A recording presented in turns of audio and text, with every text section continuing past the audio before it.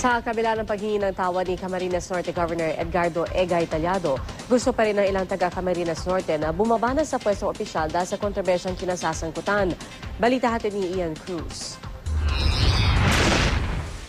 Para kay Giroy Padilla Jr. na dating gobernador at kongresista ng Camarines Norte, dapat nang bumaba sa pwesto si Governor Edgardo Egay Tallado sa gitna ng aligasyon ng pambababae. Ang panawag ko kay Kaparing Egay is gamitin niya ngayon yung kanyang talino sa tamang paraan.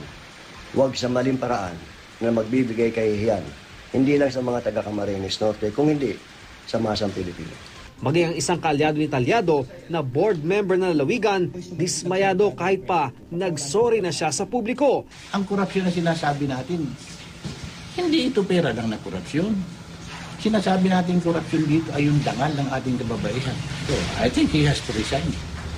And he has to resign. Kasi there is no moral basis now for him to continue his office. Wala nang moral ground. Kinukunan pa ng komento si Tallado kaugnay ng mga panawagan na bumaba siya sa pwesto.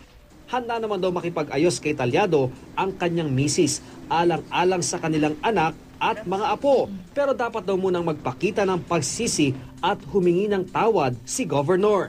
At mangakong hindi na mauulit ang kanyang pagtataksil. Every wife wants a family that is not broken. If possible, mag-reconcile.